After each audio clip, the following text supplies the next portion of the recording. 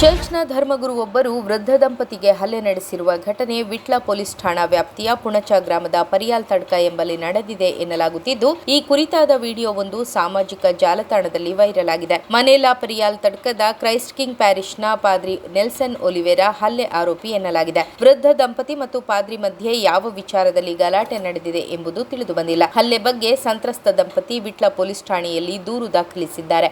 February 29ರಂದು ಘಟನೆ ನಡೆದಿದ್ದು ಎಂಬ ಕುರಿತು ವೈರಲ್ ಆಗಿರುವ ಸಿಸಿಟಿವಿ ಕ್ಯಾಮೆರಾದ ವಿಡಿಯೋದಿಂದ ತಿಳಿದುಬಂದಿದೆ. ಪಾದ್ರಿ ನೆಲ್ಸನ್ ಒಲಿವೆರಾ ಮನೆ ಆಶೀರ್ವಾದಕ್ಕೆ ತೆರಳಿದ ವೇಳೆ ಮನೆಯ ಹೊರಗೆ ವೃದ್ಧ ದಂಪತಿ ಜೊತೆ ವಾಗ್ವಾದ ನಡೆಸಿದ ಬಳಿಕ ಹಲ್ಲೆ ನಡೆಸುತ್ತಿರುವುದು ವಿಡಿಯೋದಲ್ಲಿ ಸೆರೆಯಾಗಿದೆ.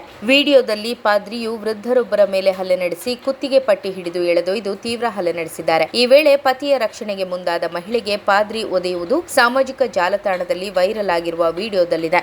ಇನ್ನು ಪ್ರಕರಣಕ್ಕೆ ಸಂಬಂಧಿಸಿ ಆರೋಪಿತ ಪಾದ್ರಿಯನ್ನು ಸಂಬಂಧಪಟ್ಟ ಚರ್ಚ್ನ ಧಾರ್ಮಿಕ ಹುದ್ದೆಯಿಂದ ತಕ್ಷಣದಿಂದ ಅನ್ವಯವಾಗುವಂತೆ ತೆರವುಗೊಳಿಸುತ್ತಿರುವುದಾಗಿ ಮಂಗಳೂರು ಕ್ರೈಸ್ತ ಧರ್ಮ ಪ್ರಾಂತದ ಸಾರ್ವಜನಿಕ ಸಂಪರ್ಕಾಧಿಕಾರಿಗಳಾದ ಫಾದರ್ ಜೆಬಿ ಸಲ್ಡನ ಪ್ರಕಟಣೆಯಲ್ಲಿ ತಿಳಿಸಿದ್ದಾರೆ. ಪ್ರಕರಣದ ಬಗ್ಗೆ ವಿಷಾದ ವ್ಯಕ್ತಪಡಿಸುತ್ತಿದ್ದೇವೆ. ಈ ಪ್ರಕರಣ ದೇಶದ ಕಾನೂನು ಮತ್ತು ಸುವ್ಯವಸ್ಥೆಗೆ ಸಂಬಂಧಿಸಿದ್ದಾಗಿದೆ. ಈ ಕುರಿತಾಗಿ ಕಾನೂನು ಕ್ರಮ ಕೈಗೊಳ್ಳುತ್ತಿರುವ ಅಧಿಕಾರಿಗಳಿಗೆ ಸಂಪೂರ್ಣ ಸಹಕಾರ ನೀಡಲಾಗುವುದು. ಸರ್ಕಾರಿ ಇಲಾಖೆಗಳು ಆರಂಭಿಸಿರುವ ತನಿಖೆಯ ಜತೆಗೆ ಪ್ರಕರಣದ ಸತ್ಯಾಸತ್ಯತೆಯನ್ನು ಪತ್ತೆಹಚ್ಚಲು ಕ್ರೈಸ್ತ ಧರ್ಮ ಪ್ರಾಂತದ ಆಂತರಿಕ ಸಮಿತಿಯು ವಿಚಾರಣೆ ನಡೆಸಲಿದೆ ಎಂದು ಪ್ರಕಟಣೆಯಲ್ಲಿ ತಿಳಿಸಿದ್ದಾರೆ.